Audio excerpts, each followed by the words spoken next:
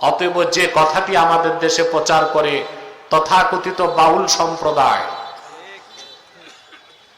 যে যেভাবে পারুক স্রষ্টারে খুশি করুক, এটা সম্পূর্ণ উদ্ভট ভ্রান্ত একটি মিথ্যা কথা, যা আল্লাহর কোরআনের সাথে সংঘর্ষ হয়।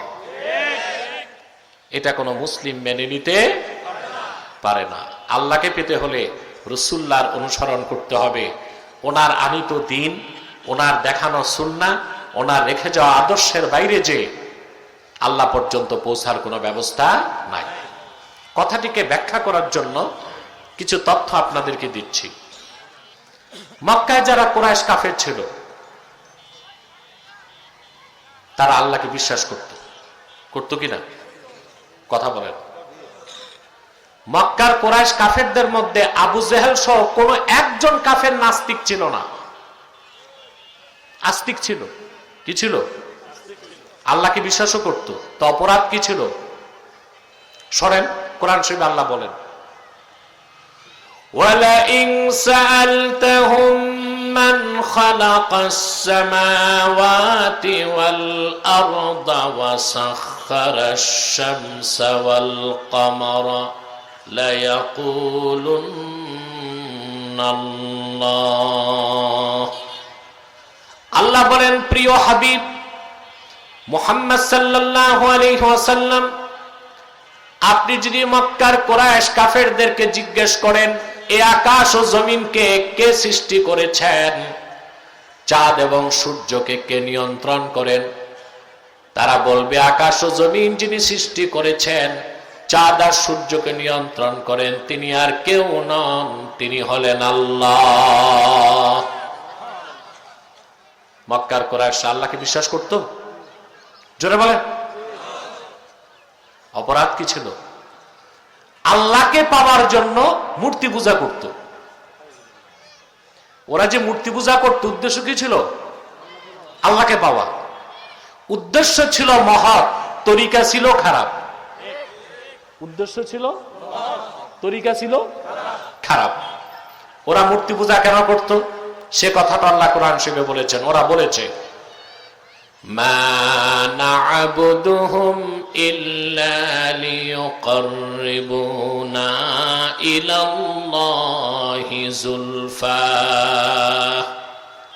আমরা এই যে হাতে বানানো দেবদেবী লাত মানাত উজ্জা, কল্পিত নিজেদের হাতে গড়া খোদাগুলোর ইবাদত করি এই জন্যে যেন তারা আমাদেরকে আল্লাহর কাছাকাছি পৌঁছায় দেয়। বলেন নাউজুবিল্লাহ। তো মক্কার কুরাইশ কাফেরদের উদ্দেশ্য কি ছিল? আমি কি কথা বুঝাতে পারি না? তো জবাব দেন না কেন? মক্কার কুরাইশ কাফেরদের উদ্দেশ্য ছিল আল্লাহকে পাওয়া, উদ্দেশ্য ছিল মহৎ, তরিকা ছিল খারাপ। আল্লাহকে পেতে চাইতো মূর্তি পূজার মাধ্যমে। বলেন নাউজুবিল্লাহ। ইহুদি যারা ছিল তারা বলতো, আমরা উজাইরের ইবাদত করি আল্লাহকে পেতে। তারা মনে করতো উজাইর আল্লাহর বেটা। বলেন নাউজুবিল্লাহ। খ্রিস্টানরা বলতো আমরা ঈসার ইবাদত করি আল্লাহকে পেতে। ওরা মনে করতো ঈসা আল্লাহর বেটা। নাউজুবিল্লাহ। ঈসা এবং উজাইর আল্লাহর নগণ্য দাস ছিল, আল্লাহর কোন পুত্র নাই। লাম ইয়ালিদ ওয়া লাম ইউলাদ ওয়া লাম ইয়াকুল লাহু কুফুয়ান আহাদ। তিনি কাউকে জন্ম দেননি, তিনিও কারো থেকে জন্ম নেননি। তিনি একক, তিনি সর্বময় ক্ষমতার মালিক। আকাশ ও জমিনে তার কোনো সমকক্ষ নাই। সুবহানাল্লাহ। ইহুদিরা বলতো আমরা উজাইরের ইবাদত করি আল্লাহকে পেতে।